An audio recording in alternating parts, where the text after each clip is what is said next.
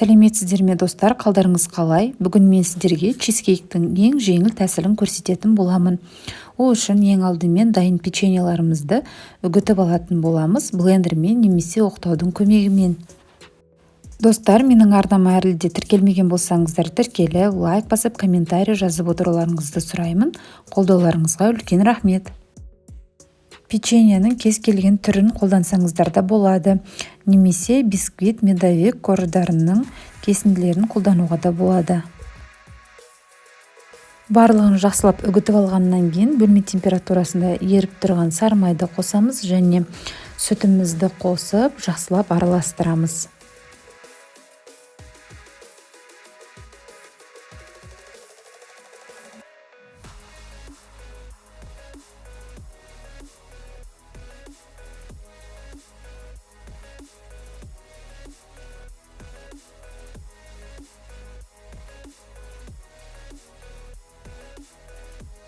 Массаларыңыз осылай алақанмен қысқанда өзінің формасын ұстап тұратындай болуы қажет.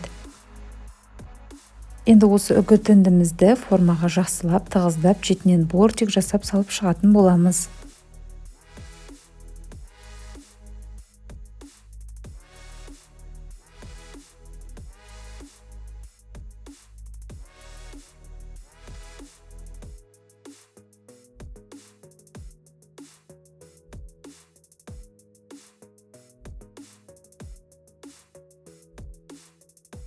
Дайын болған основаны ішіне салаттың салмасын дайындағанша холодильникке қоя тұрамыз. Ал енді салмасын дайындаймыз. Ең алдымен желатиніміздің үстінен суық су құйып, холодильникке 20 минутқа қоя тұратын боламыз.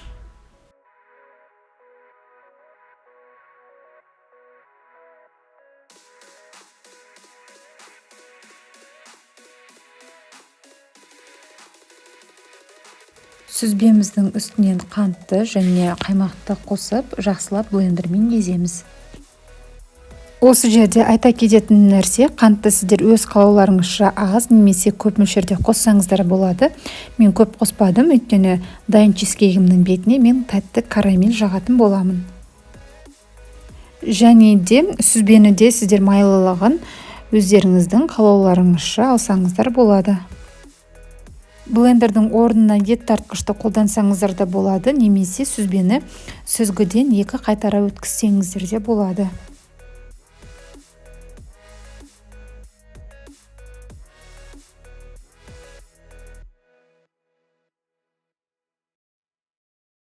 Ісінген желатинімізді микротолқынды пеште немесе водяной баняда сұйық болғанша ерітіп аламыз және оны сүзбеміздің үстінен қосып, тағы да блендермен езетін боламыз.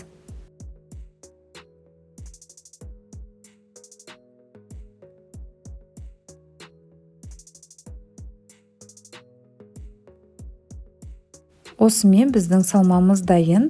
Холодильникте тұрған основамызды алып, салмамызды тегістеп салып шығамыз. Осы жерде сіздер өздеріңізге ұнайтын жеміс жидек түрлерін қоссаңыздар болады. Одан тіптен әдемі және дәмді болып шығады.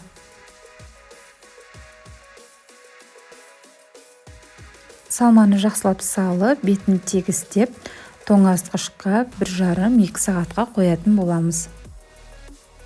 Тоңазытқыштан шыққаннан кейін чизкейктің шетін пышақтың көмегімен бір жүргізіп шығамыз және ақырында абайлап сыртындағы формасын алатын боламыз.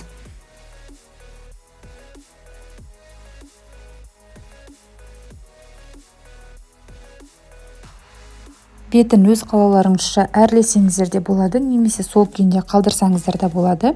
Видеода менің құйып жатқаным ол үй жағдайында дайындалған карамель.